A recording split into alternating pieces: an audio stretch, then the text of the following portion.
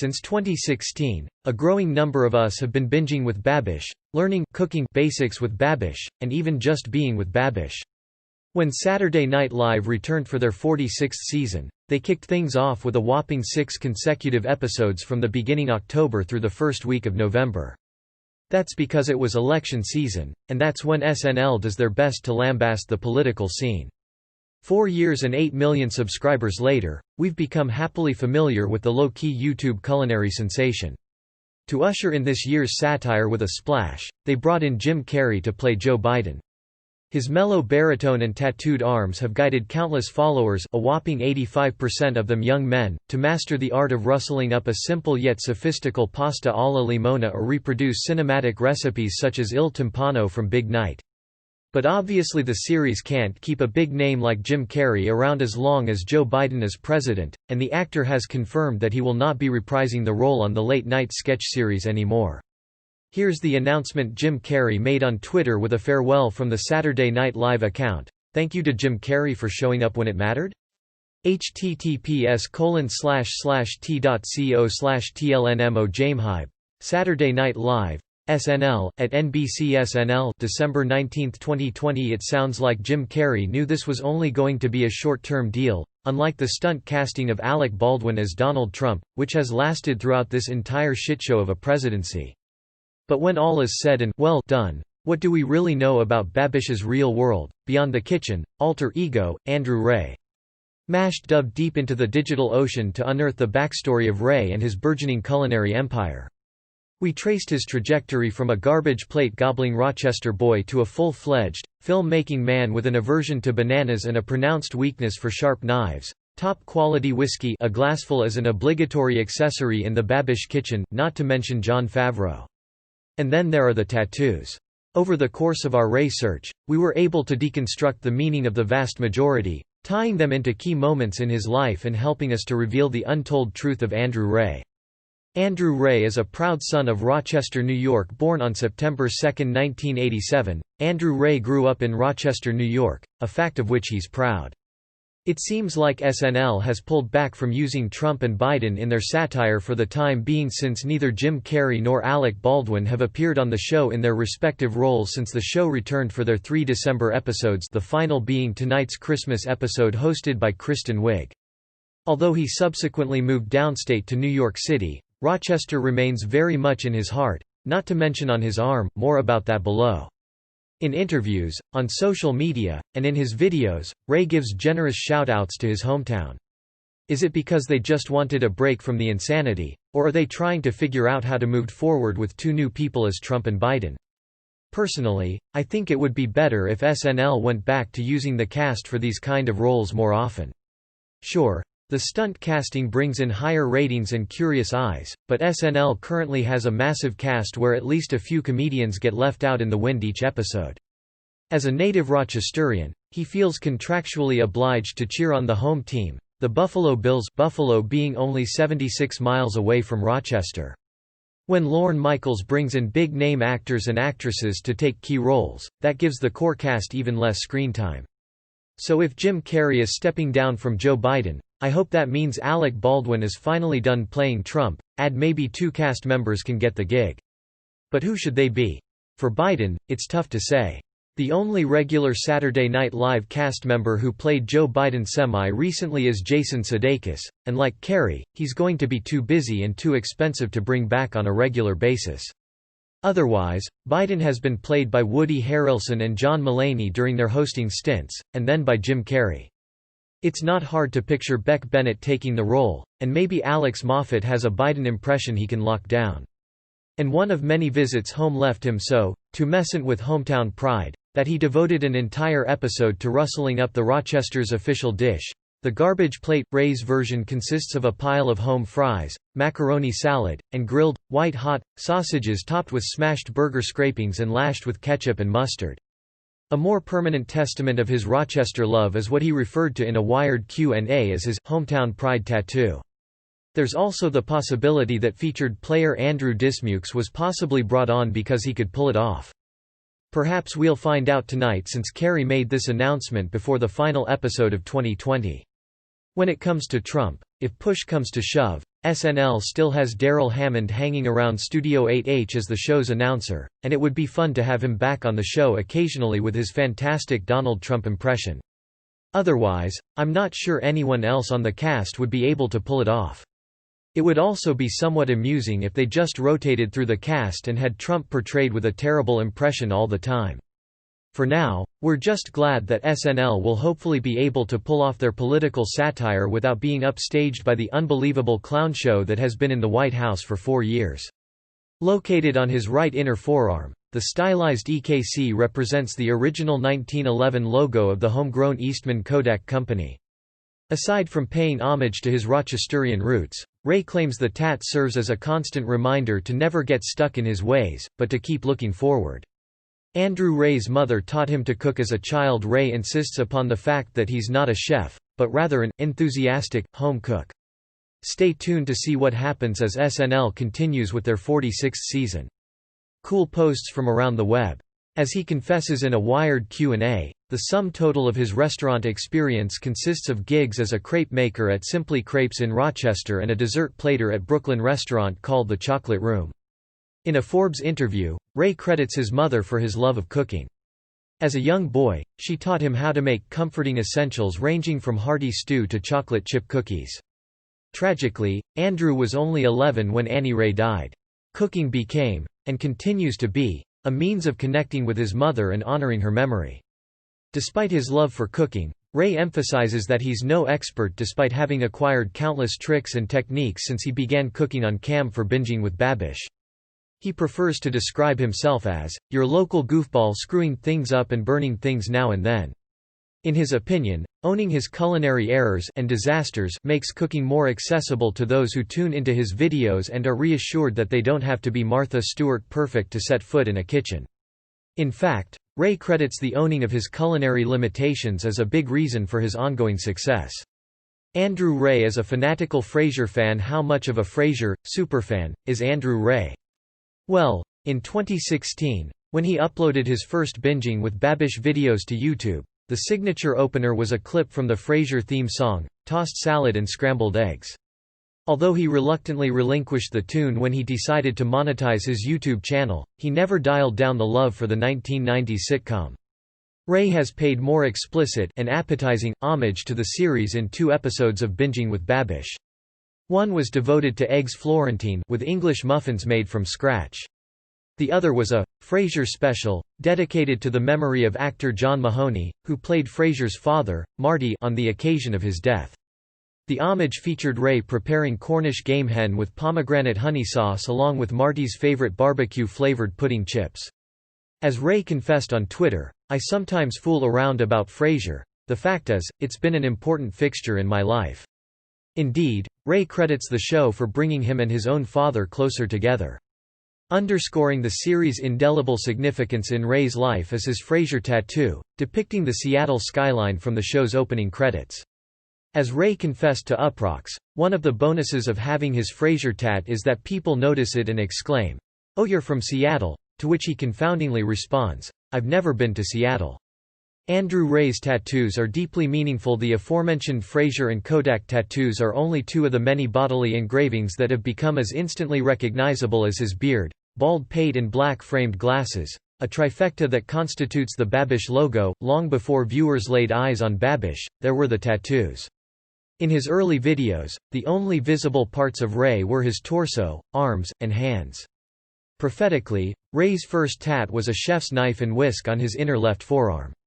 Ray recalls at the time he was fighting with his significant other for his right to get one. Once he wore her down, he took off for the nearest tattoo shop.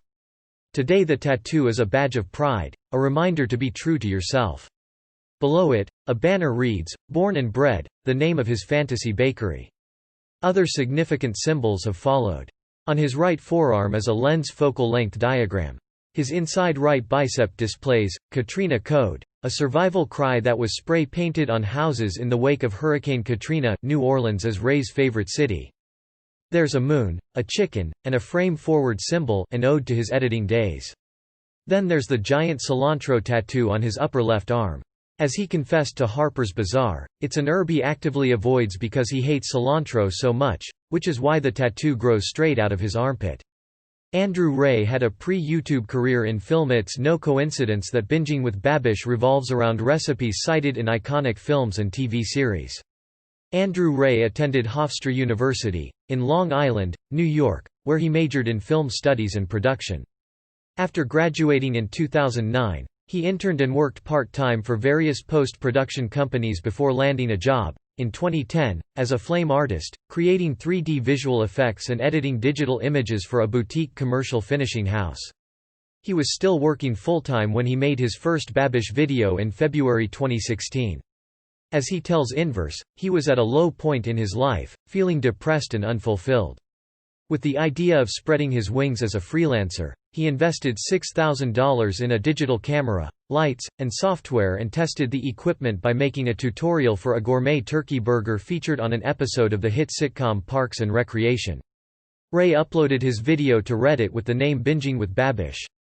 Babish, a minor character from The West Wing, was his Reddit handle. Feedback from some 2,000 viewers was so positive that Ray followed up with subsequent videos, spending more time on the filming and editing processes. Inverse notes that the videos felt spontaneous and experimental, but they were meticulously produced, and dubbed over in Ray's voice. As a fan commented on his Parks and Rec video, "This is the beginning of an era." The Moist Maker sandwich was a life-changer in 1998. The iconic series Friends aired a Thanksgiving episode in which the character of Monica gifted her brother Ross with a sandwich made of Thanksgiving leftovers. The key to the sandwich's success was Monica secretly placing an extra slice of gravy-soaked bread in the sandwich's middle. Just as Monica's recipe was a hit, Ray's recreation of it on a Binging with Babish episode also went viral, with various media, including BuzzFeed, Entertainment Weekly, Grubstreet and The Washington Post touting Ray as a rising star of the new media elite. Uproxx notes the genius of Binging with Babish's concept from a marketing point of view. When Ray entered the YouTube Iverse as a next to nobody, his content was linked to popular shows with fan bases ripe for tapping into. Ray agrees, pointing out that the Moist Maker episode scored him over 2 million views and tens of thousands of new subscribers. The overwhelming response also got him thinking that it was time to start applying himself. Thanks to a major injection of funds from Patreon donors, $10,000 a month, Ray was able to quit his day job and devote himself full-time to producing weekly episodes of Binging with Babish. All thanks to Monica's Moist Maker. Jon Favreau as Andrew Ray's guru. Andrew Ray has confessed the happiest day of his life was when he met his hero, Jon Favreau, the ridiculously prolific actor, director, producer, screenwriter, chef. In the culinary universe alone, Favreau earned acclaim for his 2014 film, Chef, which spawned his equally acclaimed Netflix cooking series, The Chef Show. Considering his impressive multi-ity, it's understandable that Ray was pretty stunned to one day find himself tweeting with Favreau. The filmmaker had discovered Binging with Babish after his kids forced him to watch it. As Ray tells Forbes, after trading tweets, he sent Favreau an impassioned letter asking him if he wanted to have a beer or make an appearance on Binging with Babish. Much to his surprise, weeks later Ray was flying out to LA to be on The Chef Show and have Favreau appear on Babish. Even more surreal was being gifted Favreau's carving fork from Chef, the one with which he plates pasta to Scarlett Johansson. Ray subsequently tattooed the fork's likeness onto his arm. When Ray later published his Binging with Babish cookbook, the man himself brought him to tears with a beautifully written foreword. Unsurprisingly, Ray's favorite on-screen recipe to date is pasta aglio e olio from Chef. Although he also cops to being Jon Favreau biased, Ray admires the recipe for its simplicity, that even first-time cooks can master, which is why he couldn't resist getting a tattoo of the dish. Andrew Ray is banana-phobic in a GQ feature, 10 Things Binging with Babish Can't Live Without, among Andrew Ray's self-declared essentials, which range from serious underwear to quality bourbon, are his arsenal of meds. There's Lactaid for his lactose intolerance, antidepressants for his depression, and Flonase for allergies. There's also an EpiPen he keeps with him due to a potentially fatal allergy to a mysterious thing. On 2 occasions at a protest and on the way to his wedding, exposure to the mysterious thing caused him to go into anaphylactic shock on both occasions. Doctors failed to detect what caused Ray to turn red, swell up like a frigging balloon, and struggle to breathe. As he told Wired, since the only thing he'd eaten prior to these episodes was a banana, Ray assumes bananas are the culprit and avoids them like the plague. Proving bananas' innocence would involve taste testing the fruit in the presence of an epinephrine-wielding doctor, an experience Ray deems far scarier than boycotting bananas, which he never really liked. Despite his banana phobia, Ray boldly tackles banana-centric recipes on his shows. In one episode of Binging with Babish, he whipped up banana pudding pizza, albeit with his friend business partner Sawyer acting as a taste tester. In another, Banoffee Pie from Love, Actually, he invited his girlfriend Jess to perform tasting duties. Once married, Andrew Ray's now attached. In the aforementioned Banoffee Pie Binging with Babish video, Andrew Ray not only brings on his girlfriend Jess to sample his pie. In a fit of romanticism, he also takes a page card out of the film that inspired the pie by reenacting Love Actually's famous scene in which Andrew Lincoln declares his love to Keira Knightley via giant cue cards. Ray has historically been discreet about his amorous life. However, shortly after launching Babish, in a Reddit Q&A from 2016, he confessed to having married his high school sweetheart in 2014, after they'd already been together for 10 years. 4 years later, in a Reddit AMA, he mentioned that he'd gone through a divorce in 2017. Without entering into details, he claimed it was a long story. In commiseration, a commenter pointed out that his ex was missing out on some bomb cooking. During a 2020 GQ interview, Ray alluded to his marriage when he copped to having a country barn wedding, on the way to which he went into anaphylactic shock. This was probably induced by having eaten bananas, but in retrospect, Ray Riley suggests it was an omen. Meanwhile, as evidenced by his Banoffee Pie gesture, becoming attached to editor-producer Jessica Open in 2019 has made Ray a happy man. In October 2020, he commemorated their first-year anniversary on Instagram by giving a shout-out to his best friend, confidant, love of his life, and new producer. Andrew Ray is the center of a culinary universe. Proof of how high Andrew Ray's star has ascended since Babish's 2016 debut is that he's now master of his own culinary universe. In 2017, Ray launched Basics with Babish, a series that teaches basic cooking techniques to beginners. 2 years later, Being with Babish offered Ray the chance to expand his horizons as he traveled around the country, cooking and connecting with fans. Then in 2020, everything changed. COVID-19 hit, forcing people to stay at home, watch YouTube videos, and cook, often one comforting pandemic pastime feeding the other. As the Los Angeles Times reports, since mid-March, average daily views of YouTube videos whose titles include, "Cook with Me," soared by over 100%. Ray was already in an expansive frame of mind. Aside from a new producer and girlfriend, he had a new business partner and 2 editors. Meanwhile, he'd moved from his Soho apartment into a 6-floor Brooklyn townhouse with a 2-kitchen studio. Then in September, he introduced his 8 million subscribers to Stump Solha, a new series starring Sola El Whaley, the YouTube sensation who had famously left Bon Appetit due to alleged race-based pay discrepancies. These changes coincided with the rebranding of his channel from Binging with Babish to the more ambitious Babish Culinary Empire. Hollywood Reporter predicts this is just the beginning of Ray's empire building, in which he's poised to become a major publisher of cooking and lifestyle content. Andrew Ray's bearded face graces his new cookware line. The Babish Culinary Universe is about more than just videos, and to prove it, at the end of 2020, Andrew Ray is launching his own line of cookware, produced by Gibson USA. The Babish-branded collection isn't Gibson's first co-effort with a celebrity, it also carries lines created by Martha Stewart and Chrissy Teigen. However, as Homeworld Business points out, it does mark the first collaboration between the company and an online influencer, providing Gibson access to a younger segment of consumers that follow self-taught, creators of cooking content such as Ray. Even before the products go on sale, Ray has been showcasing them in his videos, creating culinary buzz for the unique, Ray-designed equipment, an example of which is a pan whose tapered edges make it easier to whisk over a flame. As Ray told Homeworld Business, Gibson's developers went all out in helping him bring every hair-brained idea that crossed his mind to high-quality, utilitarian life. For his part, Ray has assiduously test-cooked with every pot, pan, and knife to guarantee they live up to his exacting standards while still promoting fun in the kitchen. As he confessed to The Hollywood Reporter, literally, the bottoms of the pans have my face on them, so my face is in the fire. Andrew Ray dreams of opening a Brooklyn brew pub regardless of the galaxy. No culinary universe is ever quite complete without a restaurant, or in the case of Brooklyn-based Babish, a brew pub. In a 2019 interview with Forbes, Andrew Ray floated the idea of opening up a brew pub, very tentatively named The Babery. Aside from coming in for Babish-prepared drinks and nibbles, customers would be able to check out Ray in full on Babish mode, filming in the brewpub's studio, or rather the studio's bar. Once filming wrapped, viewers, drinkers and their host would get to kick back together for some beers. In an interview with FFWD, Ray admits his dream in creating a brewpub studio space is to provide the kind of lively interaction offered during the early days of Disney MGM Studios, when visitors to the Orlando Film and TV studio could eat and drink on the working lot, mingling with stars and crew.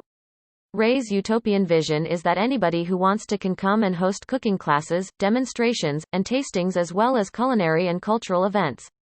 Although the concept is still in orbit, unfortunately, it's not due to land anytime in the near future. As Ray confessed during a March 2020 interview with Wired, due to the pandemic, plans to open the pub in 2020 have been pushed back to 2021.